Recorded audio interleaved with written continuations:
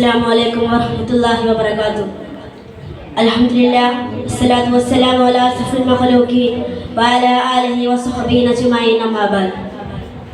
ബഹുമാനപ്പെട്ട ഉസ്താദുമാരെ, സ്നേഹനിധികളായ സുഹൃത്തുക്കളെ, എൻ്റെ ശബ്ദം ശ്രവിക്കുന്ന ശ്രോതാക്കളെ, കലാവിസ്മയം തീർത്തുകൊണ്ടിരിക്കുന്ന ഈ വേദിയിൽ ഇസ്ലാം സമാധാനവും എന്ന വിഷയവുമായി ബന്ധപ്പെട്ട ചില ചിന്തകൾ നിങ്ങളുമായി പങ്കുവെക്കാനാണ് ഞാൻ ആഗതനായത്. നാഥൻ തുണക്കട്ടെ. ആമേൻ. വിജ്ഞാന പ്രസരണത്തിലും വിവര സാങ്കേതിക വിദ്യയിലും മനുഷ്യർ അതിന്റെ പ്രവാഹിച്ചു എന്ന് അവകാശപ്പെടുമ്പോഴും കേവലം താല്പര്യങ്ങളായ സമാധാനവും സ്നേഹവും സഹോദര്യവും അവൻ നിലനിർത്താൻ കഴിയുന്നില്ല എന്ന വാസ്തവം തിരിച്ചറിയുന്ന യുഗത്തിലാണ് നാം ജീവിച്ചുകൊണ്ടിരിക്കുന്നത്. അവിടെയും അക്രമവും അനീതിയും അരാജകത്വവും നിറഞ്ഞ അന്തരീക്ഷം. ഫലസ്തീനിലെ പിഞ്ചോമന മക്കളടക്കം നിരവധി മനുഷ്യർ രക്തം വാർന്നെടുക്കുന്ന നേർചിത്രങ്ങൾ. ഇത്തരം ഒരു സാഹചര്യത്തിലാണ് ഇസ്ലാം സമാധാനം എന്ന ചർച്ച കൂടുതൽ പ്രസക്തി നൽകുന്നത്. പട്ടാപ്പകൽ അന്തരവിളക്കിന്റെ തലവട്ടുമായി നടക്കാനിറങ്ങിയ ബുദ്ധിജീവിയായ ഡയോജനസ് എനിക്ക് ഈ പട്ടാപ്പകൽ നേരത്തും യഥാർത്ഥ മനുഷ്യരെ കണ്ടെത്താൻ റാന്തലിന്റെ വട്ടം ആവശ്യമാണെന്ന പുതിയ കാല സാഹചര്യങ്ങളാണ് നാം അഭിമുഖീകരിച്ചു കൊണ്ടിരിക്കുന്നത്. സമാധാനം അസ്തമിക്കുന്നിടത്ത് മനുഷ്യത്വം നിഷ്പന്നമാവുന്ന സത്യത്തെ തിരിച്ചറിഞ്ഞുകൊണ്ട് സമാധാനത്തിന് വേണ്ടി ശബ്ദിക്കേണ്ട സമയങ്ങൾ അതിക്രമിച്ചിരിക്കുന്നു. നമുക്കറിയാം, ഇസ്ലാം എക്കാലം നിലകൊണ്ടത് സമാധാനം സൗഹാർദ്ദത്തിനു വേണ്ടിയാണെന്ന് നൂറ്റാണ്ടുകളുടെ പൂർവ്വകാലത്തിന് പരിശോധിച്ചാൽ നമുക്ക് വ്യക്തമാകും. സമാധാനം സന്ധി എന്നർത്ഥമുള്ള അറബ് പദത്തിൽ നിന്നാണ് ഇസ്ലാം എന്ന അറബിതം ഉത്ഭവിച്ചത് എന്ന് ചിന്തിക്കുമ്പോൾ തന്നെ അത്ഭുതപ്പെടുത്തുന്ന ഒരു വസ്തുതയാണ്. ഇസ്ലാം സമാധാനത്തിന്റെ ദർശനമാണ് തെളിയുന്ന നിരവധി ഖുർആനിക വചനങ്ങളും പ്രവാചകതീയ സാക്ഷ്യങ്ങളുമുണ്ട്. സിൽമ പദവും അതിനോട് നിഷ്പന്നമായ രൂപങ്ങളും ഖുർആനിൽ 140ഓളം പ്രയോഗിച്ചിട്ടുണ്ട്. എന്നാൽ അതേ സമയം യുദ്ധത്തെ കുറിക്കുന്ന ഹർബ് എന്ന പദം ഖുർആനിൽ 6 തവണ മാത്രമാണ് വന്നത്. അവ രണ്ടിനോടുമുള്ള ഇസ്ലാമിന്റെ നിലപാട് വ്യക്തമാകുന്നതാണ് അവയുടെ എണ്ണത്തിലുള്ള വ്യത്യാസം.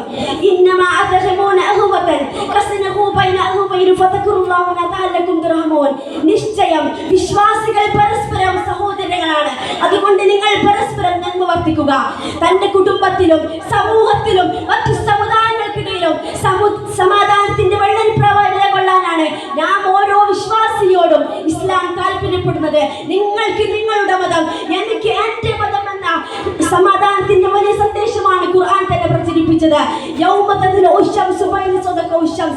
പരസ്പരം ഷണ്ട കൂടുന്ന രണ്ടാൾക്കിടയിലെ നന്മ വർദ്ധിക്കുന്നവന് ദാനം ചെയ്ത പ്രതിഫലം ഉണ്ടാകുമെന്ന് പ്രയത്നിച്ച പ്രവാചക വചനം ആവേശത്തോടെ ഏറ്റെടുത്ത ഈ നമ്മളാണ് ഈ ലോകത്തിന് മാതൃകയാവേണ്ടവർ. പക്ഷെ എന്ന് പറയട്ടെ, ചില മുസ്ലിം പേരുള്ള ചില ഇസ്ലാമിക വേഷധാരികൾ തീവ്രവാദ ഭീകരവാദ പ്രവർത്തനങ്ങൾ നടത്തി ഈ മതത്തിന്റെ സുന്ദരമായ സന്ദേശങ്ങളെ കാറ്റിൽ പുറത്തുന്നവർക്ക് ഈ മതത്തിന്റെ പേര് പറയാൻ പോലും അവകാശമില്ല. താടിയും നീളമുള്ള തലപ്പാവ് കണ്ടെന്നും അവരൊന്നും ഇസ്ലാമാണ് ധരിക്കേണ്ട. കാരണം ഇസ്ലാം തീവ്രവാദമോ ഭീകരവാദമോ അല്ല, അതിനെ പ്രോത്സാഹിപ്പിച്ചിട്ടുമില്ല. പകരം ഇസ്ലാം സഹോദര്യമാണ്, സ്നേഹമാണ്, സൗഹാർദ്ദമാണ്. ഈ ദർശനത്തെ മുറുകെ പിടിക്കാത്തവർക്ക് മുസ്ലിമാണെന്ന് പറയാൻ പോലും അവകാശമില്ല എന്ന ഒറ്റ വാക്കാണ് നമുക്ക് പറയാനുള്ളത്. ഇതിനപ്പുറമുള്ള അസാൽമാർഗ പ്രവർത്തനങ്ങൾ ഇസ്ലാമിന്റെ ലേബലിൽ കെട്ടിവെക്കുകയും വേണ്ട. കല്ലെറിഞ്ഞ് വേദനപ്പെടുത്തിയ ഈ 2 പർവ്വതങ്ങൾക്കിടയിലിട്ട് അരച്ചുകളയിട്ട് എന്ന് ജിബ്രീൽ ചോദിച്ചപ്പോഴും സമാധാന ദൂതനായ നബി സല്ലല്ലാഹു അലൈഹി വസല്ലമയുടെ മറുപടി അവർ ചിലപ്പോൾ ഇസ്ലാം മതം സ്വീകരിച്ചേക്കാമെന്ന പുഞ്ചിരി നിറവർത്തമാനമായിരുന്നു. എതിരാളികളോട് പോലും അവിടുന്ന് സമാധാനത്തിന്റെ ചിറകി വിടുത്തി സംസാരിച്ചു.